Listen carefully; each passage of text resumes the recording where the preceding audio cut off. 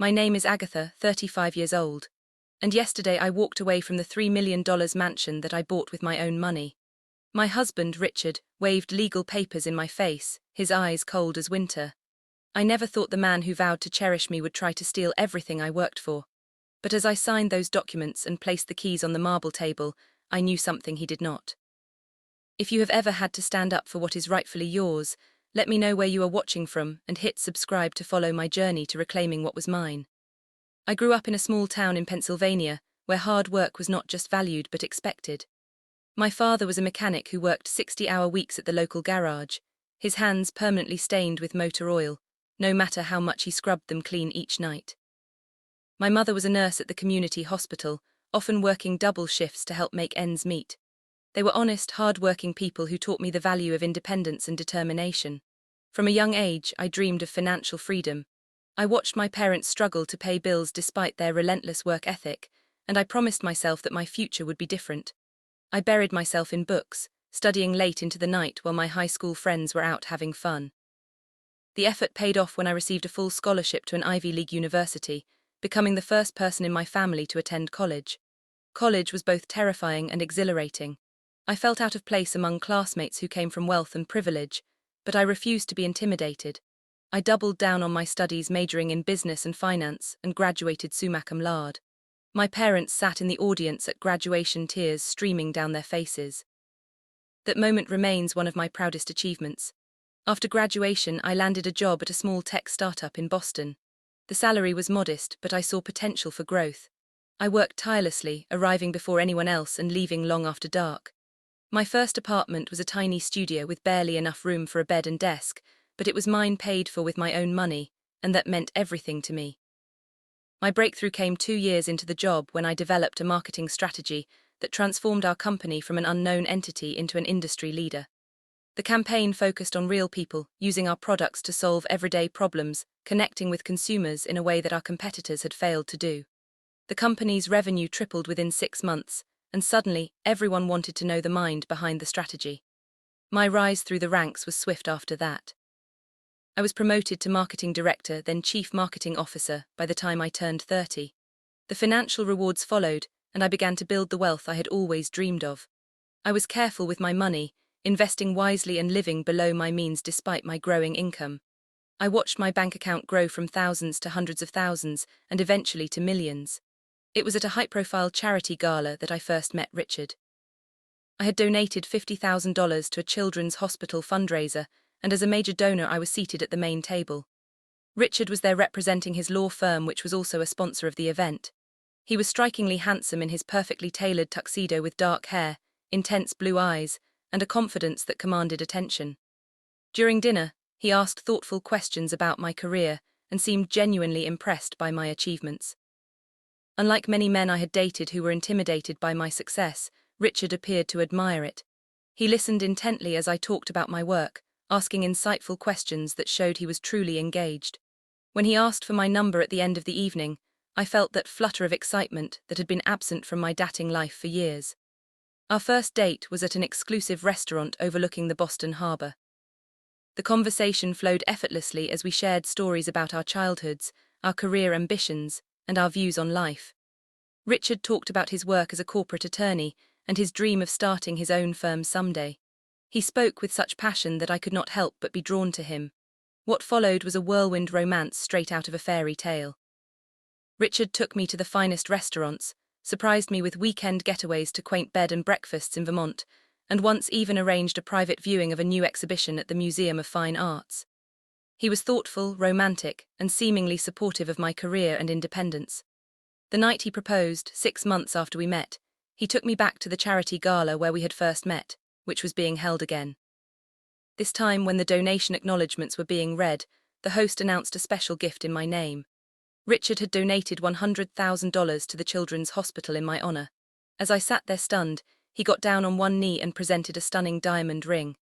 I said yes without hesitation, believing I had found a partner who truly valued me for who I was. Richard continuously praised my business acumen, my independence, and my drive. He would tell me how refreshing it was to be with a woman who had her own goals and achievements. I believed every word, never imagining that the very traits he claimed to admire would later become the source of his resentment. In those early days, we would stay up late into the night discussing our future together. Richard talked about us as equals partners in life who would support each other's dreams. He even suggested that someday we might start a business together, combining my marketing expertise with his legal knowledge. Everything he said and did reinforced my belief that I had found someone who would never ask me to diminish myself for his ego. How could I have known then that the man who held my hands and promised to cherish my strength would later try to break it, that the same lips that praised my independence would sneer at me to sign away everything I had built?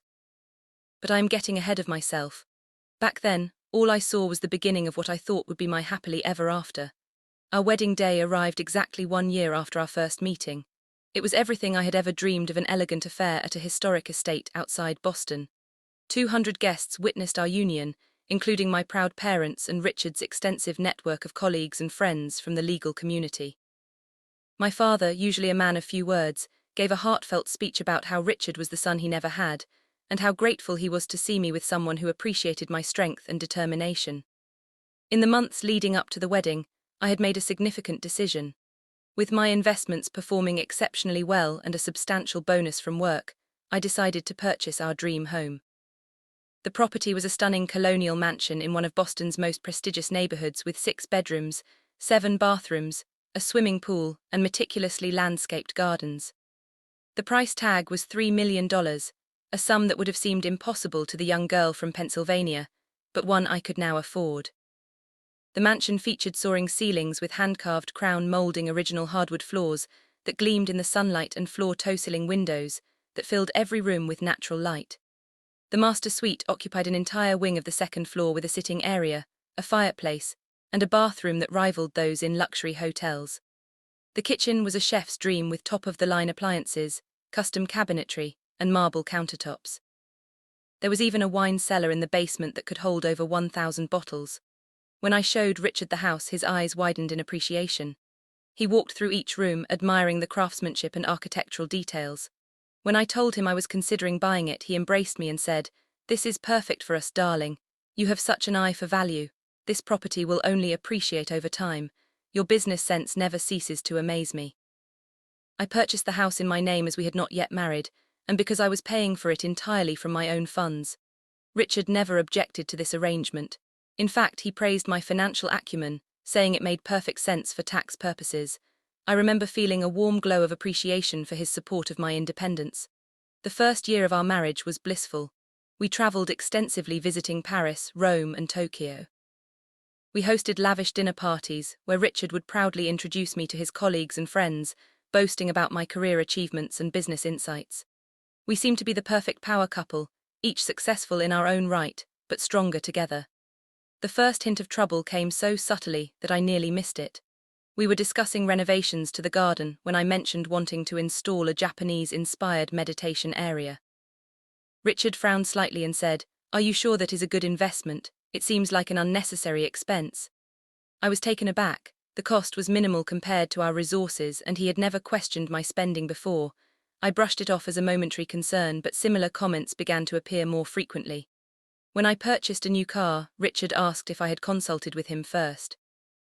When I donated to my alma mater, he questioned whether we should be more conservative with our charitable giving. Each comment was delivered with a smile or a casual tone that made it difficult to object without seeming overly sensitive. Then came the suggestion that began to shift our dynamic more dramatically. Over dinner one evening, Richard mentioned that his law practice was expanding and that he was taking on more high-profile clients. "You know, Agatha," he said, taking a sip of wine, "it might be time for you to consider stepping back from your career. We are financially secure now, and it would be the perfect time to start thinking about building a family." I nearly choked on my food. We had discussed children, of course, but always in the context of balancing family with both our careers. Richard had previously expressed admiration for female executives who successfully managed motherhood and professional life. His sudden change in perspective caught me completely off guard. When I reminded him of our earlier conversations about both maintaining our careers, he looked almost confused. "Did I say that I suppose I had not fully considered how demanding it would be on you to juggle both? I just want what is best for our future family. You would not want our children raised by nannies, would you?" The conversation left me uneasy, but I tried to rationalize his concerns as coming from a place of care. Still, I noticed that Richard began to make more comments about female colleagues who had left the workforce after having children, always framing their decisions as wise and admirable. Richard's behavior toward my finances continued to shift as well. He began asking to review our accounts together, suggesting that as a married couple, we should be fully transparent. While this seemed reasonable on the surface, his scrutiny of my personal spending became increasingly invasive. He questioned purchases I made, investments I was considering, and even small expenses like a lunch with colleagues. One evening I came home late from work to find Richard in my home office, my laptop open in front of him. When I asked what he was doing, he smiled casually and said, "Just looking over some of our investments. I noticed you moved some funds around last week." The fact that he had accessed my computer without permission sent a chill through me. When I pointed this out, his expression darkened momentarily before he recovered with a laugh. "Agatha, you make it sound like I was spying on you. We are married. There should be no secrets between us. I was just taking an interest in our financial health. Our, not yours." The subtle shift in language did not escape me. Neither did the fact that Richard had never referred to his own finances as ours or invited me to review his accounts. I began to feel a growing nod of anxiety in my stomach but pushed it aside. This was Richard, the man who had swept me off my feet, who had seemed so proud of my independence. Yet the comments continued to accumulate. "You are too independent for your own good, sometimes," he would say with a laugh, after I made a decision without consulting him. "Sometimes I wonder if you even need me," with an expression that was meant to be joking, but held an edge of resentment. The Richard who had once praised my strength now seemed threatened by it. The man who had admired my business success now questioned my every financial move. I found myself increasingly confused, wondering if I was overreacting or if the supportive partner I thought I had married was slowly revealing a different side altogether. As our second year of marriage progressed, the subtle changes in Richard became more pronounced. The warm, supportive man I had fallen in love with was increasingly distant and cold. Our dinner conversations, once filled with lively discussions and shared laughter, turned into silent affairs or critical monologues from Richard about my shortcomings. Nothing I did seemed to please him anymore. If I wore a dress I loved to a work function, he would comment that it was too revealing or inappropriate. "That dress makes you look like you are trying too hard, Agatha. A woman of your position should dress with more restraint." The same dress he had previously complimented now became a target for his criticism. My circle of friends, which Richard had initially embraced gradually, became another point of contention. He would make dismissive remarks about my college friend Stephanie, calling her immature and a bad influence because of her recent divorce. My work colleague Thomas was deemed inappropriate because Richard claimed he clearly had romantic intentions despite Thomas being happily married with 3 children. Even my management style at work became subject to Richard's constant critique. He would question my decisions to promote certain team members or my approach to client relationships. "Perhaps you should be firmer with your team." He would suggest they seem to take advantage of your kindness or that client is clearly using you. "You need to be more assertive." One afternoon, I came home early from work with a migraine and decided to check my email before lying down. When I opened my laptop, I discovered that my email was already open with several messages marked as read that I had not viewed. A quick check of my browser history showed that someone had also been looking through my banking portal and investment accounts. My heart raced as I realized that Richard must have been systematically monitoring my communications and finances. I felt violated in a way I had never experienced before, as if the private spaces of my life had been invaded without my knowledge or consent. That evening, I confronted Richard about what I had found. I expected denial or perhaps even shame, but his response left me speechless. "Yes, I checked your emails and accounts," he admitted without a trace of remorse. "As your husband, I have a right to know what you are doing. I worry about you, Agatha. You are so trusting and there are people who might take advantage of that." When I expressed that his actions felt like a violation of my privacy, his demeanor changed instantly. His eyes narrowed, and his voice took on a wounded tone that I was beginning to recognize as manipulative. "I cannot believe you would see my concern as a violation," he said, his voice breaking slightly. "I do this because I love you so much that the thought of losing you terrifies me. Do you have any idea what it is like to love someone so much that you constantly fear they will leave you?" His performance was so convincing that for a moment I found myself apologizing to him, comforting him for the pain caused by my completely reasonable objection to his invasion of my privacy. It was only later alone in the bathroom, where I had gone to collect myself, that I recognized the masterful way he had turned the situation around, making himself the victim when he was clearly the one at fault. After that incident, Richard became even more overt in his efforts to isolate me from my support network. He would create last-minute work emergencies that forced us to cancel dinner plans with my friends. When my parents planned to visit, he suddenly remembered an important conference we both needed to attend out of state. Each cancellation came with a seemingly reasonable explanation, but the pattern became impossible to ignore. My once vibrant social life dwindled until weeks would pass without me seeing anyone outside of work and Richard. Even my work relationships began to suffer as Richard would call me multiple times throughout the day, often with trivial questions or concerns that required my immediate attention. My colleagues noticed the constant interruptions, and I could sense their growing discomfort around me. The isolation made me increasingly dependent on Richard for emotional connection, which I now realize was exactly his intention. Without the perspective of friends or family, it became easier for him to control the narrative of our relationship and my perception of reality. Then came a discovery that shed new light on Richard's behavior. While searching for a document in our home office, I found financial statements from Richard's law firm that he had clearly attempted to hide. The documents revealed that his practice was in serious financial trouble with mounting debts and declining client revenue. The revelation stunned me. Richard had always portrayed his firm as thriving and successful. He drove a luxury car, wore designer suits, and never hesitated to pick up the tab at expensive restaurants when dining with colleagues. It appeared that much of this was financed through debt and increasingly desperate financial maneuvers. When I gently approached Richard about what I had found offering to help with my own resources and business expertise, his reaction was explosive. "You had no right to look at those documents," he shouted, his face flushed with anger. "This is my business, not yours. Do you think I need my wife to rescue me? What kind of man would that make me? A real man does not need his wife to support him financially." His words revealed a toxic pride and deeply traditional views about gender roles that he had carefully concealed during our courtship. The man who had supposedly admired my financial independence now seemed to view it as a threat to his masculinity rather than an asset to our partnership. In the following weeks, Richard began making more frequent comments about how all of our assets should be managed together with him as the primary decision maker.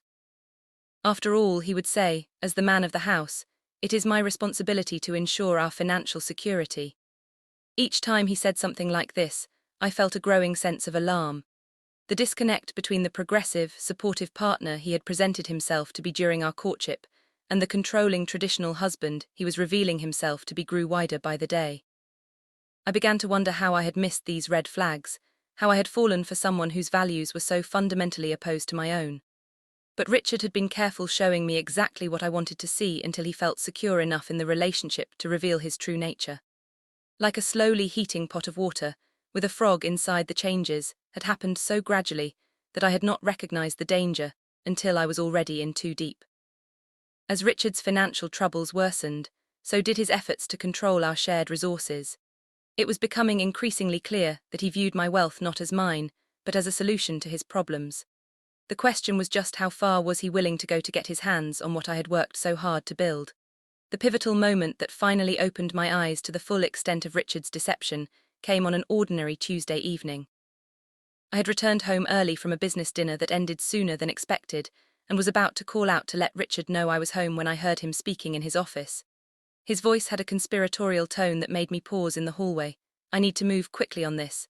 "Jacob," Richard was saying, his voice lower than usual but still audible through the partially open door. "She has no idea what is happening. Once these papers are signed, I will finally have what is rightfully mine." I stood frozen, my heart pounding in my chest.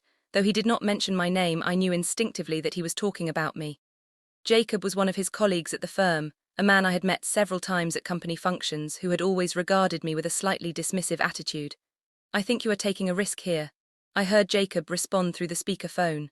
"She is not stupid, Richard. She built that fortune herself." Richard laughed, a sound so cold and unfamiliar that goosebumps rose on my arms. "She may be clever with marketing campaigns, but she knows nothing about legal matters. She trusts me completely. By the time she realizes what has happened, it will be too late. The house, the investments, everything will be under my control." I backed away silently, retreating to my car in the garage where I sat trembling with shock and betrayal. The man I had married, the man I had trusted with my heart and my life, was plotting to steal everything I had worked for. Once the initial shock subsided, I forced myself to think clearly. I needed to understand exactly what Richard was planning and how far along he was in his scheme. That night, I pretended nothing was wrong, playing the role of the oblivious wife, while my mind raced with plans and contingencies. The next morning, I waited until Richard left for work before beginning my investigation. In his home office, I carefully searched through his files, finding drafts of legal documents hidden in a locked drawer that I opened with the spare key he did not know I had. What I discovered confirmed my worst fears. Richard had been systematically transferring small amounts from our joint accounts to a separate account in his name only. The transfers were carefully timed and sized to avoid triggering any alerts, a strategy that spoke of deliberate long-term planning. More alarmingly, I found draft documents for a revised trust that would give Richard full control over my assets, including the house. The language was full of legal jargon, clearly designed to obscure the true purpose of the document from someone without legal training. Had I signed these papers without careful review, I would have effectively signed away everything I owned. With hands still shaking from the discovery, I called Julia Winters, a lawyer I had befriended during a business negotiation years ago. Julia specialized in family law and high-asset divorces, though I had never imagined needing her services for myself. "Agatha, you need to be extremely careful," Julia warned after I explained the situation. "What you are describing sounds like financial abuse, and based on the documents you have found, Richard appears to be planning something that could potentially leave you with nothing." Financial abuse. The term hit me like a physical blow. I had heard of emotional and physical abuse, but had never considered that the systematic control and manipulation of finances could be a form of abuse as well. Yet, as Julia explained the patterns and tactics commonly used, I recognized so many of them in Richard's behavior over the past year. Under Julia's guidance, I began gathering evidence and taking steps to protect my assets. I made copies of all the documents I had found and stored them in a secure location outside our home. I checked the deed to the house, confirming it was still solely in my name, and contacted my bank to place additional security measures on my personal accounts. "What Richard does not know," Julia explained, "is that since the house is in your name only and was purchased before your marriage with your separate funds, it would be very difficult for him to claim it as marital property under Massachusetts law. But we need to be vigilant because he clearly has a strategy in mind." That afternoon, I was reviewing the security measures with my bank when Richard called. I answered with the same cheerful tone I had always used, disguising the storm of emotions raging within me. "I was just checking to see if you will be home for dinner," he said, his voice casual and friendly, as if he had not been plotting to destroy my financial independence just the night before. "Yes, I will be home around 6, I replied, amazed at how normal my voice sounded. "Great, I will see you then. I love you," he added. Words that had once filled me with joy now sounding hollow and false. "I love you too," I responded automatically, then hung up and rushed to the bathroom, overcome with nausea at the lie I had just told. Later that day, Richard returned home earlier than expected, catching me as I was ending a phone call with Julia. I quickly said goodbye without mentioning any names, but Richard's expression told me he was suspicious. "Who was that?" he asked, his tone deceptively light but his eyes sharp and watchful. "Just a colleague with a question about tomorrow's presentation." I lied, hatting the person I was becoming in response to his deception, but knowing I needed to protect myself. For a moment I thought he believed me, but then he spotted Julia's business card partially visible under some papers on the counter. He snatched it up before I could react, his face darkening as he read her name and title. "Why are you talking to a divorce attorney?" he demanded, his voice rising with each word. His face contorted with rage, a side of him I had glimpsed only in flashes before. The confrontation that followed was the most frightening experience of our marriage. Richard's carefully maintained facade cracked, completely revealing the calculating, vindictive man beneath. "If you think you can leave me and keep everything for yourself, you are sadly mistaken," he snarled, his handsome features twisted with anger. "I will take everything, Agatha. The house, the cars, half of your company shares. By the time I am done with you, you will wish you had never crossed me." His threats confirmed everything I had discovered, but hearing them spoken aloud still sent ice through my veins. This was no longer about saving my marriage. This was about protecting myself from someone who had been planning to harm me financially for months, possibly years. In the days that followed, I tried to buy time by pretending to reconsider, suggesting we seek counseling together. Richard, perhaps believing he had scared me into submission, agreed readily once again, donning the mask of the reasonable, loving husband when it suited his purposes. Meanwhile, I took steps to safeguard what I could, transferring some funds to accounts Richard could not access. When I attempted to move a larger sum, however, I discovered that Richard had already restricted my access to several of our joint investment accounts, using his legal connections to place administrative holds that even I, as the primary account holder, could not override without his signature. The realization that I was losing control of my own money sent me into a panic unlike anything I had experienced before. For someone who had worked so hard to achieve financial independence, the thought of having it stripped away was more terrifying than any physical threat could have been. Through it all, Richard watched me with the calculating gaze of a predator tracking wounded prey, seemingly enjoying my growing distress. He began to pressure me to sign a series of documents he claimed were routine updates to our estate planning. Each time I found excuses to delay, knowing that Julia needed more time to develop a counter-strategy. One night, Richard did not come home at all. My calls went straight to voicemail, and a text sent late in the evening received no response. I spent the night alternating between worry that something had happened to him and fear that this was another manipulation tactic designed to destabilize me emotionally.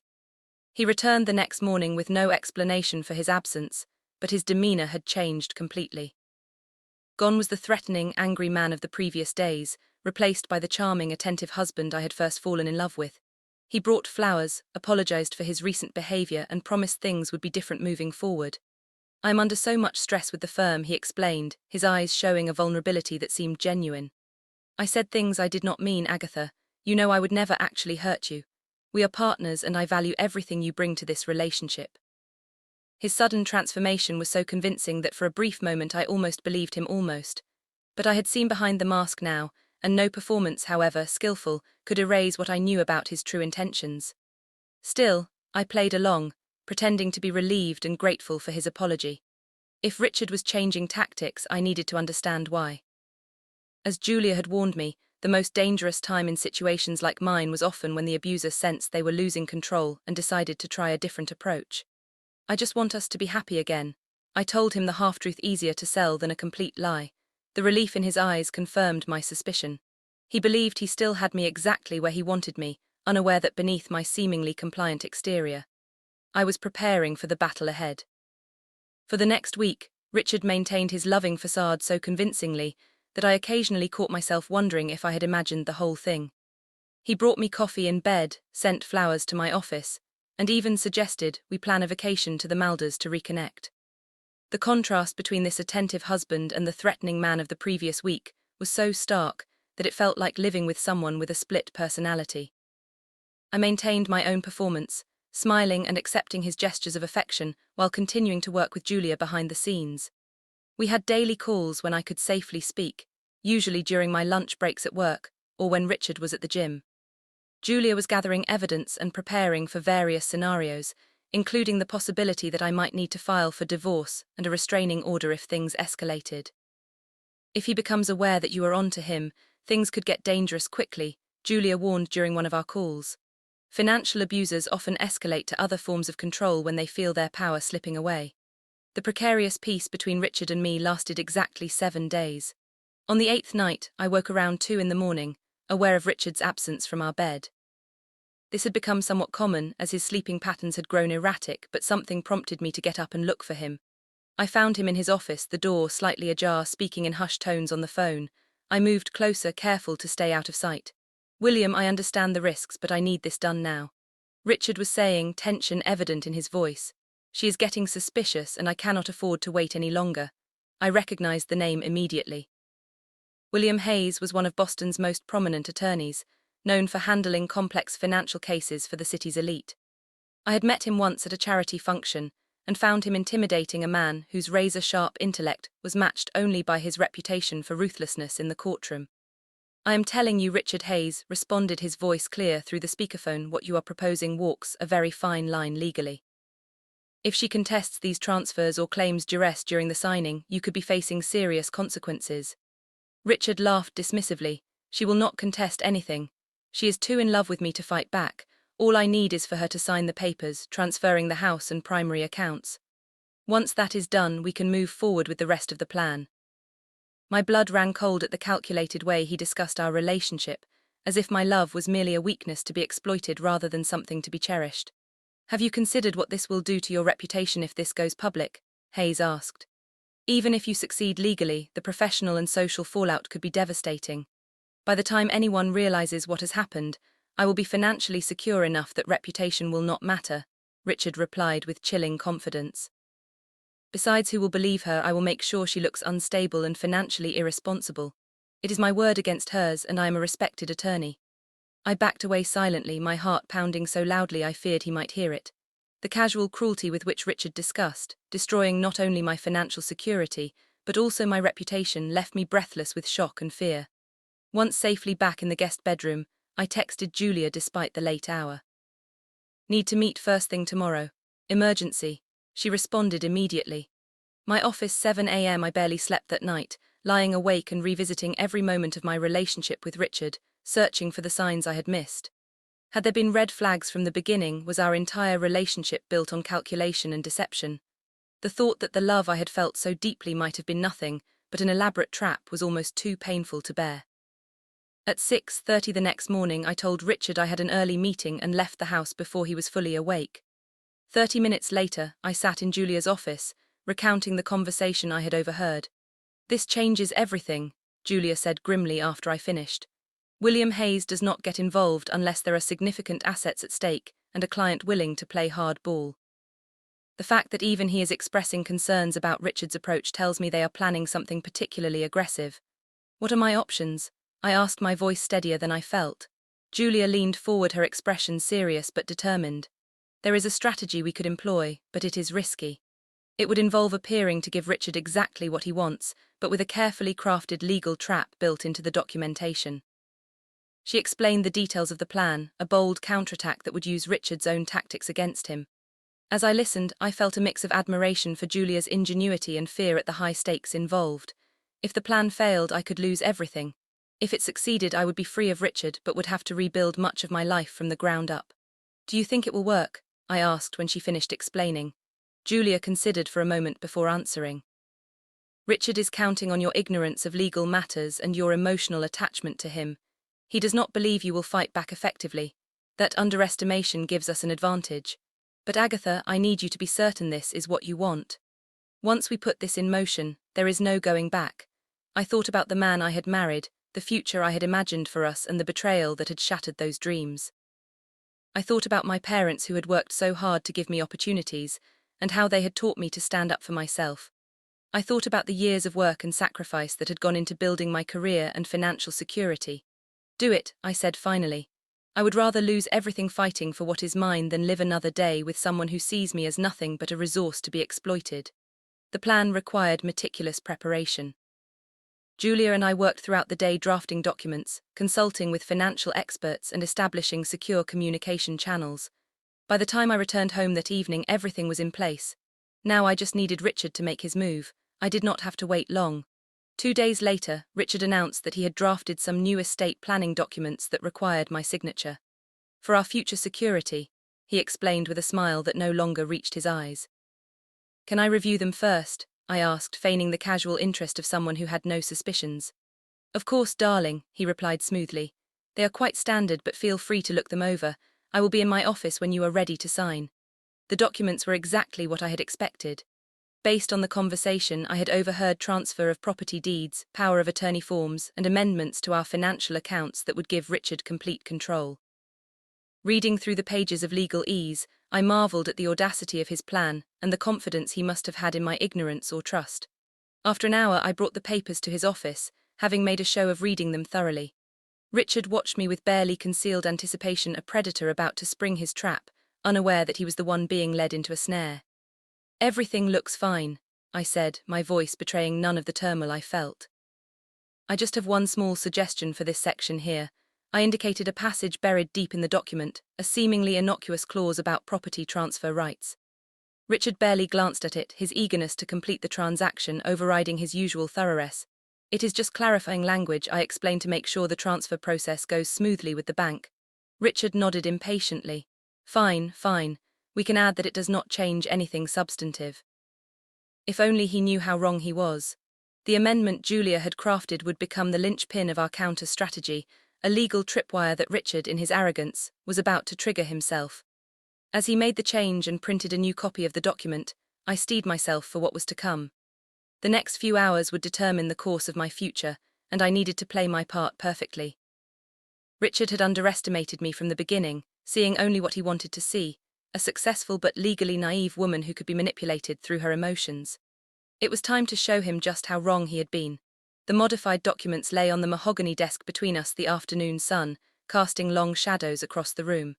Richard slid them toward me with a Mont Blanc pen that I had given him for our first anniversary.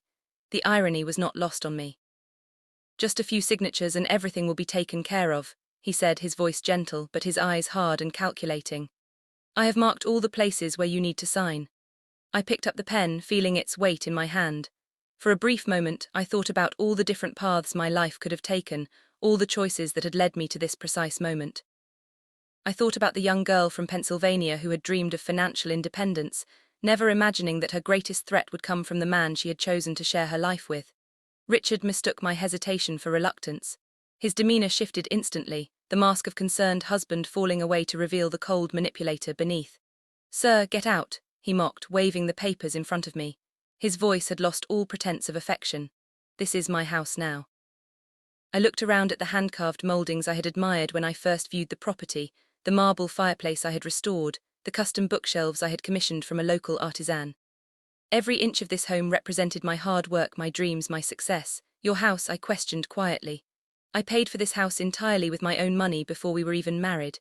The deed is in my name alone." Richard's smile was ugly, triumphant, not for much longer. "Once you sign these papers, everything changes. I have been patient, Agatha, more patient than you deserve. Now it is time for you to do as you are told." His words hung in the air between us, the threat unmistakable. In that moment I saw with perfect clarity the man I had married, not the supportive partner I had believed him to be, but a predator who had targeted me for my assets from the very beginning. With steady hands that surprised even me, I began to sign the documents one page after another. Richard watched with barely concealed glee, no doubt already calculating the wealth that would soon be under his control. When I reached the final page, I paused again, meeting his eyes directly for perhaps the first time in weeks. I signed my name with a flourish, then capped the pen and placed it precisely in the center of the document. "Done," I said, simply rising from my chair. The triumph in Richard's expression was sickening to witness.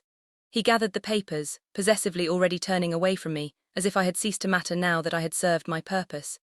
In a gesture that I had planned with Julia, but which felt surprisingly natural in the moment, I removed my house keys from my purse and placed them on the table with a soft clink. Richard turned back, confusion briefly crossing his features. "What are you doing?" "Since the house is no longer mine, I should not keep the keys," I replied, my voice steady despite the storm of emotions raging within me. "I have already packed a bag. I will be staying elsewhere tonight." Now Richard looked uncertain for the first time. This was not the reaction he had expected, not the tears or pleading he had no doubt anticipated and perhaps even looked forward to witnessing. "Do not be dramatic, Agatha," he said, trying to recapture control of the situation. "You do not need to leave. This is just a legal formality for tax purposes." The lie was so blatant, so insulting to my intelligence that I almost laughed. Instead, I simply picked up my purse and turned toward the door. I felt his hand grasp my arm, spinning me back to face him. His eyes were wide with disbelief and the first hints of alarm. "Where do you think you are going? This is ridiculous. We need to discuss this like adults." "There is nothing to discuss, Richard," I replied gently but firmly, removing his hand from my arm. "You wanted the house and the accounts. Now they are yours. I hope they bring you the happiness you seem to think they will." As I walked toward the front door, I heard him following behind me, his confident demeanor crumbling, as he realized his carefully laid plan was not unfolding as expected. I had signed the papers, yes, but my calm acceptance and immediate departure not been part of his script. "Agatha, stop this nonsense right now," he demanded, his voice rising. "You cannot just walk away." I paused at the door, turning to face him one last time. The man standing before me was a stranger, his handsome features contorted by frustration and the dawning realization that something was not right. "Goodbye, Richard," I said simply, then walked through the door and closed it behind me. In my car parked at the end of the driveway, I finally allowed the tears to come. Not tears of defeat or despair, but of release. For months I had been living with a growing sense of dread, trying to reconcile the loving husband I thought I had with the manipulative stranger he had revealed himself to be. Now at last the pretense was over. The path ahead would be difficult, but it would be mine to choose. I drove to the hotel where Julia had reserved a room for me, checking in under a name Richard would not think to look for. As I settled into the anonymous comfort of the hotel suite, I sent a brief text to Julia. "It is done." Her response came immediately. "Get some rest. Tomorrow will be interesting." That night alone in the unfamiliar room, I slept more soundly than I had in months. Whatever happened next, I had taken back control of my own story. Richard had underestimated me from the beginning, seeing only what he wanted to see. Tomorrow he would discover just how costly that mistake had been. The call from Julia came just after 9. The next morning I had been awake since dawn, alternating between moments of doubt and surges of empowering clarity. When my phone lit up with her name, I answered immediately. "It is happening exactly as we predicted," she said without preamble, her voice vibrant with controlled excitement. "William Hayes just called Richard." Apparently the conversation was quite animated. "Tell me everything," I said, sitting up straighter in the hotel armchair. "Hayes reviewed the documents this morning and discovered our little addition." Julia explained the repurchase option clause that we inserted allows you to buy back the property for 20% of its market value at any time within the next 5 years. Richard was so eager to get your signature that he never noticed the change even though he initialed right next to it. I closed my eyes, relief washing over me. The clause had been our biggest gamble. Buried within the dense legal language of the property transfer document, it established my right to repurchase the mansion for a fraction of its value. Since Richard had been so focused on gaining control of the property, he had missed the trap that would ultimately return it to me. "Hayes is livid," Julia continued with undisguised satisfaction. Apparently his exact words to Richard were, "Do you have any idea what you just let her do?" The image of Richard's face as he realized his mistake brought me no joy, only a sense of justice. This was not about revenge, but about reclaiming what was rightfully mine. "What happens now?" I asked. "We have already filed the paperwork to exercise your repurchase option," Julia replied. "Hayes is trying to contest it, of course, but the documentation is ironclad. Richard not only signed but initialed the very clause that undoes his entire plan. No judge will rule in his favor, especially once we present evidence of his attempts to manipulate you into signing." We had agreed to meet at Julia's office at 11:00 to review next steps. As I dressed in one of the few professional outfits I had thought to pack, I reflected on the journey that had brought me to this point. The painful revelation of Richard's true nature had been devastating, but it had also forced me to reclaim the strength and independence that had defined me before our marriage. Julia's office was a hive of activity when I arrived. Paralegals moved purposefully between offices carrying documents and speaking in hushed, urgent tones. Julia met me in the reception area, her usual professional demeanor brightened by a smile of genuine satisfaction. "Richard and Hayes are waiting in the conference room," she informed me. "Are you ready for this?" I took a deep breath, smoothed my jacket and nodded. "As ready as I will ever be." The conference room fell silent as we entered. Richard sat at the far end of the table, his normally immaculate appearance showing signs of strain. His hair was unkempt, his expensive shirt wrinkled as if he had slept in it. Beside him, William Hayes looked grim, his legendary composure visibly shaken. "Thank you for meeting with us," Julia began, formally taking her place opposite Hayes. "We believe we can resolve this matter efficiently if everyone is willing to be reasonable." "This is outrageous." Richard burst out, unable to contain himself. "She tricked me into signing those papers. This constitutes fraud." Hayes placed a restraining hand on Richard's arm, but his own expression was hardly more composed. "Miss Bennet," he said, addressing Julia, "your client inserted a clause into a legal document without proper disclosure. No court will uphold such an underhanded tactic." Julia smiled pleasantly, as if they were discussing nothing more contentious than the weather. "Actually, Mr. Hayes, every change to the document was properly initialed by your client. The clause was neither hidden nor misrepresented. If Mr. Anderson failed to read what he was signing, that hardly constitutes fraud on our part." She opened a folder and slid several documents across the table. "Furthermore, we have substantial evidence that Mr. Anderson has been engaging in a pattern of financial abuse and attempted coercion. These are copies of emails, financial records, and witness statements that we are prepared to submit to the court if necessary." Richard's face drained of color as he glanced at the documents. I knew what they contained. Evidence of his systematic attempts to gain control of my finances, recordings of his threats, testimonies from friends who had witnessed his controlling behavior. The case Julia had built was devastating. "What do you want?" Hayes asked, his tone clipped but pragmatic. The legendary attorney was cutting his losses, recognizing that the situation had shifted irrevocably in our favor. Julia outlined our terms. I would exercise my option to repurchase the house. Richard would relinquish all claims to my personal assets and business interests. In return, we would not pursue legal action for his attempted financial manipulation, allowing him to salvage what remained of his professional reputation. As Julia spoke, I watched Richard's face, searching for some sign of the man I had believed I was marrying. There was nothing familiar in his cold eyes or the bitter line of his mouth. Had that man ever existed, or had he been a carefully crafted illusion from the beginning? The negotiations continued for over 2 hours, with Hayes working to salvage what he could for his client, while Richard alternated between sullen silence and bursts of indignation. By early afternoon, we had reached an agreement that protected my interests, while allowing Richard to walk away without the public humiliation of a court case. As we prepared to leave, Richard suddenly addressed me directly for the first time since I had entered the room. "You will regret this, Agatha," he said, his voice low and venomous. "I loved you, and this is how you repay me." I looked at him for a long moment, seeing him clearly at last. "No, Richard, you never loved me," I replied quietly. "You loved what I could give you, there is a difference." His face flushed with anger, but before he could respond, Hayes intervened, practically dragging him from the room. As the door closed behind them, I felt a weight lift from my shoulders, as if I had been carrying a burden so long that I had forgotten what it felt like to stand straight. The weeks that followed were challenging but liberating. I moved back into my home, which felt different now, both tainted by the painful memories of my marriage and reclaimed as truly mine. I changed the locks, redecorated spaces that held too many reminders of Richard, and gradually began to rebuild my sense of security. My career, which had suffered during the tumultuous final months of my marriage, became a source of renewed purpose and joy. I threw myself into new projects, my creativity and confidence flowing freely now that I was no longer walking on eggshells at home. Healing from the emotional wounds was slower and more complex. There were nights when I woke in a cold sweat, haunted by the realization of how close I had come to losing everything. There were moments of self-armation when I questioned how I could have been so blind to Richard's true nature. But gradually, with the help of therapy and the support of friends who welcomed me back into their lives, I began to forgive myself for trusting someone who had not deserved that trust.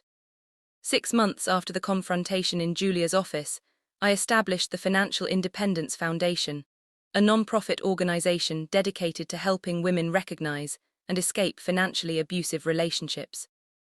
The foundation provided education about the warning signs of financial control, legal assistance for those trying to protect their assets, and emergency grants for women who needed immediate financial support to leave dangerous situations.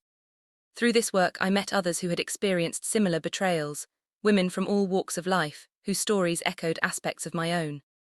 In helping them reclaim their independence, I found a deeper purpose for the pain I had endured.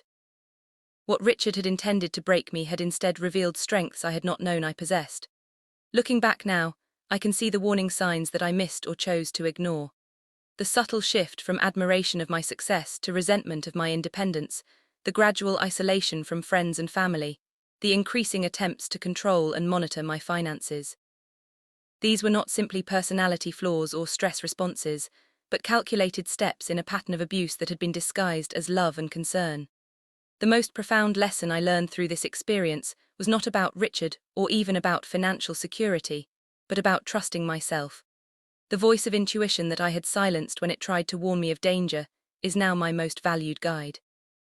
I have learned to listen to that voice, to honor my own perceptions, even when others try to convince me they are wrong. True love, I now understand, never asks you to diminish yourself or surrender your autonomy. It does not view your strength as a threat or your success as something to be controlled. Real partnership celebrates independence rather than undermining it, supports growth rather than restricting it. The journey from that terrible day when Richard demanded, "I sign away my home," to where I stand now, has been long and often painful. There were moments when it would have been easier to surrender to believe that peace was worth any price. I am profoundly grateful that I found the courage to fight instead, not just for my material possessions, but for my right to determine my own future. Sometimes the most powerful act is not holding on but letting go. When I placed those keys on the table and walked away from my home, I was not surrendering, but making a strategic retreat that ultimately led to victory. Sometimes we must be willing to release what matters to us in the moment in order to reclaim what matters most in the long run. If my story resonates with you, if you have ever had to fight to reclaim what was rightfully yours, I hope it gives you courage. Have you ever had to walk away from something to ultimately win? Share your experience in the comments below. And if this story helped you in any way, please like, subscribe, and share it with someone who might need to hear it. Remember that your financial independence is worth protecting and you are stronger than you know. Thank you for joining me on this journey, and I wish you the wisdom to recognize true partnership and the strength to accept nothing less. Music.